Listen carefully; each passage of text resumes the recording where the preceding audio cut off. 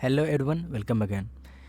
Static GK जो है अभी के टाइम में किसी भी कॉम्पिटिटिव एग्ज़ाम्स के लिए बहुत ज़्यादा इम्पोर्टेंट है। और स्टैटिक जीके यदि आप याद करना चाहते हैं तो एक तरीका ये है कि आप उस सवाल और उसके आंसर को याद कर लें। दूसरा तरीका है कि आप घटना चक्र बुक से याद करें, जिसमें कि आपको एक छोटा सा एक्सप्लेनेशन भी मिल जाता है डब्बा में। यहाँ से आपको वो चीज़ ज़्यादा समय तक याद रहता है। तो साथियों, इसका पीडीएफ हमने अपने टेलीग्राम चैनल पे डलवा दिया है। वहाँ से आप इन सभी सवालों को पढ़ें और फिर उसके बाद यहाँ से आप रिवीजन कर लें। रिवीजन करने का मतलब ये, हमने इन्हीं सभी चीज़ों से छोटा छोटा सारा पार्ट जो है निकाल करके हमने यहाँ पर इसका निचोड़ लाया है। एक बार इस पीडीएफ को आप खुद से पढ़ लें और दूसरे में हमारा यह वीडियो देख लें। तो सबसे पहले आप वह पीडीएफ खुद से पढ़ लीजिए, उसके बाद हमारा यहाँ से देखिएगा। सबसे पहला सवाल है नासा। आपको भी पता होगा कि ये स्पेस एजेंसी है, अमेरिका की स्पेस एजेंसी है। इसका फुल फॉर्म देखें तो नेशनल एरोनॉटिक्स स्पेस एजेंसी। इसकी स्थापना की बात करें तो 29 जुलाई 1958 में हुआ था और हेडक्वार्टर जो है नासा का वो है वाशिंगटन डीसी। वाशिंगटन डीसी जो है वो अमेरिका की राजधानी है। ये हो गया नासा के अमेरिका के बारे में। वहीं आप कल्पना चावला के बारे में जानते होंगे। कल्पना चावला जो है वो भारतीय मूल की पहली महिला थी जो कि अंतरिक्ष में गई थी।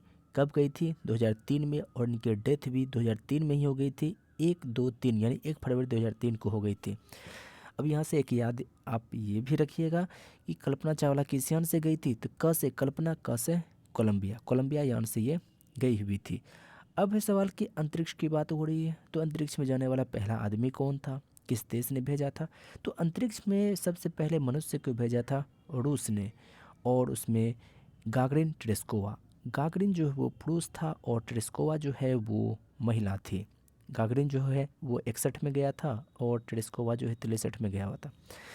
नासा अमेरिका जो कि 58 में अपना स्पेस एजेंसी ही बनाया था, जबकि 61 में जा कर के रूस जो है उन्होंने पहले व्यक्ति को भेज दिया और फिर 63 में दूसरी महिला को भेज दिया।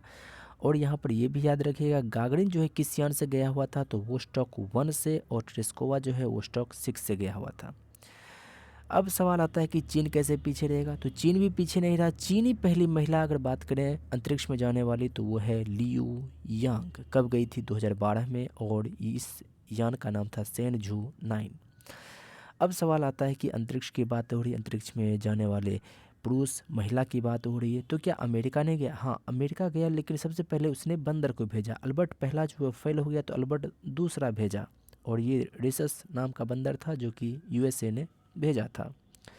अब अंतरिक्ष की बात आती है तो सबसे पहले सवाल आता है अंतरिक्ष में कि चांद पर जाने वाला पहला व्यक्ति कौन था? तो आपको भी पता होगा, आर्मस्ट्रॉन्ग था, नील आर्मस्ट्रॉन्ग। कब गया था? तो ये 1969 में गया था, और इसके यान का नाम क्या था? अपोलो 11। और इसके साथ में ही चांद पर पहला कदम रखने वाला आर्मस्ट्रॉन्ग था। लेकिन सवाल आता है कि दूसरा कदम किसका था? तो वो एल्ड्रिन था। आर्मस्ट्रॉन्ग के साथ में एल्ड्रिन भी था, और ये दोनों जो है केप कैनेडी से गए हुए थे। सवाल आता है कि चांद की सैर करने वाले अभी तक टोटल कितने व्यक्ति हैं? तो वो है टोटल 12 की संख्या में। अब है डैन स्टीटो। डैन स्टीटो का भी नाम याद रखें, क्योंकि इन्होंने 20 मिलियन डॉलर खर्च करके चांद पर 20 मिलियन डॉलर खर्च करके चांद पर इन्होंने 8 दिन गुजारे थे। कब? तो 2001 में। तो ये अमेरिका के थे, एक बिजनेसमैन थे, डेनिस टीटो। अब है आपका अगला सवाल कि OPCW यानी organisation for prohibition on chemical weapon, यानी कि रासायनिक हथियारों पर प्रतिबंध। रासायनिक हथियार क्या करता है? रासायनिक हथियार का जब हम लोग प्रयोग करते हैं तो वो माइंड को हैंग कर देता है। तो इसका मुख्यालय हेग में है, लेकिन हेग कहाँ है? नीदरलैंड में है। नीदरलैंड की राजधानी हेग नहीं है, बल्कि नीदरलैंड की राजधानी एम्स्टर्डम है। नीदरलैंड की राजधानी कहाँ है? एम्स्टर्डम है। अब है फाउंटेन ऑफ वेल्थ, मतलब कि धन का जो है अंबार, फाउंटेन। तो ये कहाँ है? तो सिंगापुर में है। जैसे कहते हैं सिंगापुरी खेला का, यदि कोई बिजनेस करता है तो उसके पास बहुत सारा धन होगा। तो सिंगापुर में है फाउंटेन ऑफ वेल्थ। उसके बाद याद रखिएगा इलियास होव। इलियास होव यूएसए के थे। इन्होंने सिलाई मशीन से संबंधित है, क्योंकि इन्होंने 1846 ईस्वी में सिलाई मशीन का पेटेंट करवाया था। ये सारा सवाल आपके एग्ज़ाम में पूछा हुआ है। आप पहले इसका रिवीजन कर लें। यहाँ से हमने जो आपको पीडीएफ दे रखा है उसके बाद जो है आप यह वीडियो देख लें, आपको हर चीज़ क्लियर हो जाएगा। इसके बाद है भारतीय गणितज्ञ कौन है, तो भास्कराचार्य या फिर भास्कर द्वितीय, ये जो हैं भारतीय गणितज्ञ हैं। और इन भास्कराचार्य ने एक पुस्तक लिखा था सिद्धांत शिरोमणि, और सिद्धांत शिरोमणि के टोटल 4 भाग हैं, बीजगणित, ग्रहगणित, गोलाध्याय, लीलावती। कुल मिलाकर के भास्कराचार्य को ही भास्कर द्वितीय बोलते हैं। ये भारतीय गणितज्ञ हैं, इन्होंने सिद्धांत शिरोमणि लिखा था। अब है भारतीय वैज्ञानिक सीवी रमन की। सीवी रमन में देखिए र से रमन होता है और र से रामानुज भी होता है। ये दोनों हैं एक ही स्टेट यानी कि तमिलनाडु के ही हैं, लेकिन यहाँ तमिलनाडु से सवाल नहीं बनता है, बल्कि पूछा जाता है कि रमन का जन्म कहाँ हुआ था, तो तिरुचिरापल्ली में, और रामानुज का जन्म कहाँ हुआ था, तो ईरोड में हुआ था। कब हुआ था, 1888 में हुआ था। अब रमन प्रभाव कब इन्होंने खोजा था, 1928 में खोजा था। फिर नाइटहुड की उपाधि इनको कब दी गई, 1929 में। इसके बाद इनके नाम में सर लग गया, और फिर अगले ही साल 1930 में इनको नोबेल पुरस्कार भी मिल गया। और फिर चलते चलते जो पहली बार भारत रत्न जो भारत में शुरू हुआ था, उसमें पहले व्यक्ति 3 व्यक्ति थे, जिसमें से एक व्यक्ति सर सीवी रमन का भी था, और इनका लास्ट अंतिम में देहांत हो गया 1970 में। ये सारा जो हमने ईस्वी बताई ये सभी इम्पोर्टेंट है आपके लिए, आप इसको याद ज़रूर रखें। इसके बाद है नेताजी सुभाष राष्ट्रीय क्रीड़ा संस्थान, ये कहाँ है, तो पटियाला। तो ऐसा है कि नेताजी सुभाष जब भी क्रीड़ा करते थे, खेलते कूदते थे, तो पहले पटियाला पैक लगा करके तब करते थे।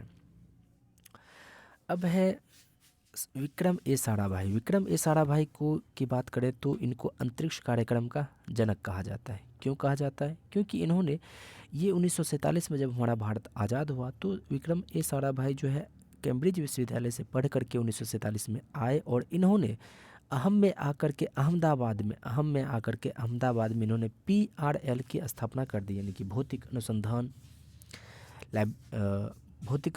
अनुसंधान प्रयोगशाला, PRL, फिजिकल रिसर्च लेबोरेटरी।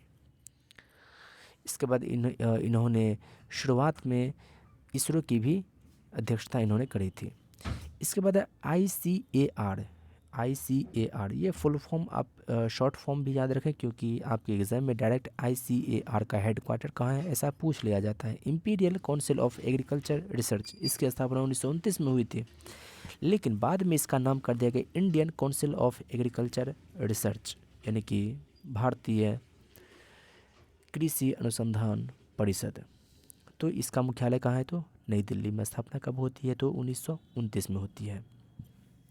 कहीं कभी भी किसान लोग कहाँ जाते हैं, नई दिल्ली ही ना जाते हैं। तो हेडक्वार्टर चूँकि नई दिल्ली है, इसलिए ये लोग नई दिल्ली ही जाते हैं। अगला है IISc, यानी कि इंडियन इंस्टीट्यूट ऑफ साइंस, भारतीय विज्ञान संस्थान। भारतीय विज्ञान संस्थान के मुख्यालय की बात करें तो ये है आपको बेंगलुरु में। आपको भी पता होगा बेंगलुरु जो है वो सिलिकॉन वैली के नाम से जाना जाता है, क्योंकि बेंगलुरु में विज्ञान के मामले में काफ़ी ज़्यादा डेवलप है। इसरो का भी मुख्यालय आपको बेंगलुरु में ही मिल जाएगा। इसके पीछे रीज़न ये है कि बेंगलुरु में 1909 में ही जमशेदजी नुसवान टाटा, भारत सरकार और फिर मैसूर के महाराजा, इन तीनों ने मिलकर के 1909 में भारतीय विज्ञान संस्थान की स्थापना करी थी बेंगलुरु में।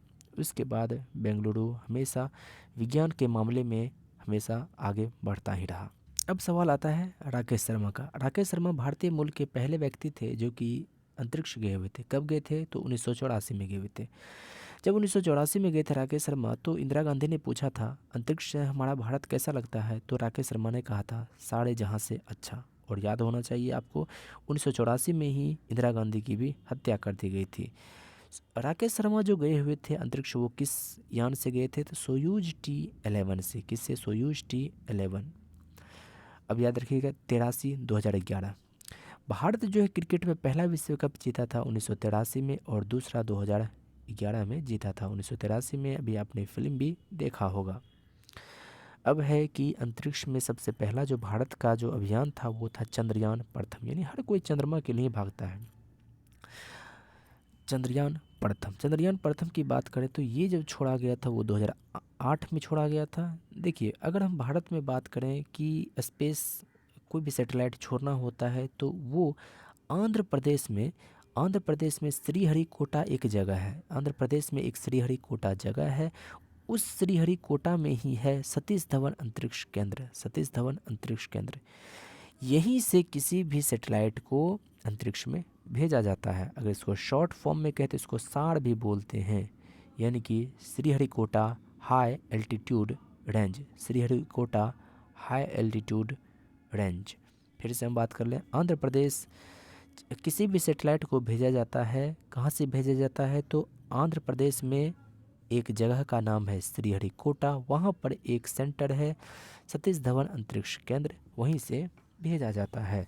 लेकिन चंद्रमा के लिए पहले अभियान की बात करें तो 2008 में ही इसको शुरू कर दिया गया था। अब है इसरो। इसरो के अगर पहले अध्यक्ष की बात करें तो हमने जैसा कि आपको बता दिया कि भारतीय अंतरिक्ष कार्यक्रम के जनक कौन है तो विक्रम ए साराभाई हैं, क्योंकि ये 1947 में कैम्ब्रिज विश्वविद्यालय से आने के बाद इन्होंने सबसे पहले PRL यानी कि फिजिकल रिसर्च लेबोरेटरी, भौतिक अनुसंधान प्रयोगशाला की स्थापना अहमदाबाद में कर दिया था। और साथ ही साथ इसरो की भी स्थापना में इनका महत्वपूर्ण योगदान रहा। जब से इसरो बना उस समय से लेकर के विक्रम ए साराभाई उसके अध्यक्ष रहे। शुरुआत में जो रहे वो साराभाई रहे, फिर मनन धवन कस्तूरीरंगन। कैसे याद रखना है, साराभाई मनन धवन कस्तूरीरंगन, मनन धवन कस्तूरीरंगन। पहला तो याद ही रहेगा, लेकिन दूसरा वाला मनन धवन कस्तूरीरंगन। पहले वाले जो थे विक्रम ए साराभाई, उन्होंने 63 से 71 तक इन्होंने अपना अध्यक्षता दिया था। दूसरा जो है मेनन है, जो कि 1972 में ही रहे थे। और उसके बाद सतीश धवन भी 1972 से 84 तक रहे थे। और कस्तूरीरंगन की बात करें तो कस्तूरीरंगन जो है वो 1994 से 2003 तक रहे थे। सतीश धवन का बहुत महत्वपूर्ण योगदान था, इसीलिए जो है श्रीहरिकोटा में जो केंद्र बनाया गया उसका नाम सतीश धवन अंतरिक्ष केंद्र नाम दिया गया।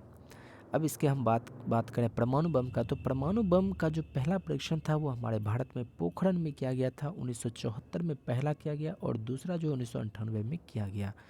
1974 में जो किया गया था इंदिरा गांधी ने किया था, और दूसरा जो है जो किया था वो किया गया था अटल बिहारी वाजपेयी के टाइम में।